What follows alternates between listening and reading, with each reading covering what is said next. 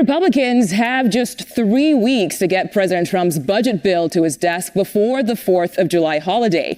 Meanwhile, the House Rules Committee is meeting this afternoon to consider the White House Recissions Package. So let's head to the Hill and CBS News congressional correspondent Caitlin Huey-Burns. Caitlin, good to see you today. I'm actually really curious about this one, too. What is the Recissions Package and what does it mean for us?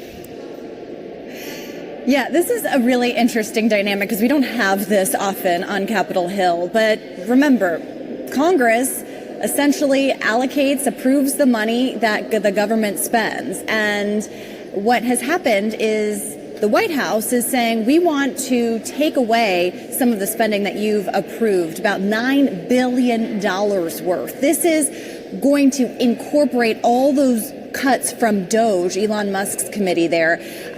So what they basically want to do is rescind the money that Congress approved. So they've sent over a package to the Hill, and the Hill has to debate it and approve it. Now, House Republican leaders and Senate Republican leaders want this to go through, and they really only need a majority in both chambers. So Democrats won't really have a say in this. But this is essentially asking Congress to take back money that it has approved. So that $9 billion, a majority of it, about $8 billion, is in terms of foreign aid. Remember, the essentially canceling USAID, that is where that money is. It also asks for another billion to be cut from public broadcasting companies. So this is something that has to be done within 45 days of it being sent over. So time is of the essence on that one as well.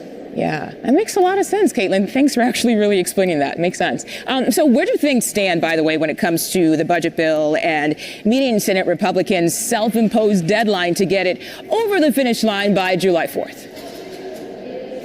Yeah, that deadline is ticking closer and closer. So that rescissions package I talked about has nothing to do with this. This is entirely separate. It's very difficult to keep track of these things, so don't worry if you're lost at home. But what we're talking about now is that big, beautiful bill, the president calls it, this budget package, assigning all the spending for next year, this next coming fiscal year. Remember, this includes billions of dollars in cuts and government spending cuts. Now, the House passed it. It's now the Senate's turn to take it up, and they're facing a lot of pressure from some House members to incorporate even deeper spending cuts. They don't need any Democratic support over here on the Senate side either. They're doing this through a process that allows them to skip the filibuster altogether.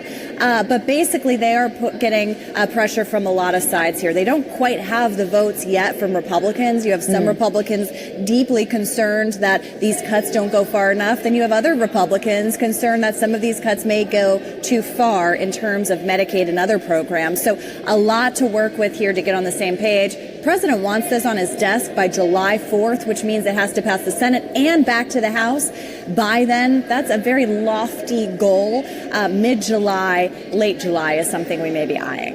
Oof, okay, we'll see what happens on that one. We know CBS News, we've learned that the Republican Senator Josh Hawley is going to introduce a bill asking to raise the federal minimum wage. What does he want to see it raised to, and how is it likely to have support, especially as we're talking about budget cuts here? Yeah, I mean, this is a fascinating dynamic. Republicans have long been opposed to raising the federal minimum wage, arguing that's something best left to the states, and they fear that it could have negative consequences for businesses and ultimately consumers. But here you have Josh Hawley, and we reported this exclusively. He is introducing legislation to raise the federal minimum wage to $15 an hour. You may remember that from Bernie Sanders' push several years ago while he was running for president on the Democratic side. So this is a position that Hawley wants to take, to raise the minimum wage and also have it adjusted with inflation in subsequent years, which is key. Here's the fascinating part, Mugo, is that the federal minimum wage hasn't been raised since 2009. It's been at $7.25 since then. So lots of states have moved to increase the minimum wage in their states. Missouri Holly's home state is one of them. They are planning to raise the minimum wage by next year to $15 an hour. But basically, this is Holly's attempt to embrace these working class shifts that we've seen over the past several years under Trump, leaving the Democratic Party, moving to Republicans, this kind of realignment of the parties that we've seen in terms of the voter base. This is Holly's way of trying to embrace that shift and pushing Republicans to do the same. Now, he teamed up with a Vermont Democrat, Peter Welch, on this bill. It's unlikely to gain a lot of Republican support given the concerns I laid out, but still striking that he's taking this stance, and someone who's also trying to build a national profile. So keep an eye on him. All right, Caitlin Huey-Burns, I feel like you took me to school today. You just taught us so much. Rescissions package. Thank you so much for your time. We appreciate it.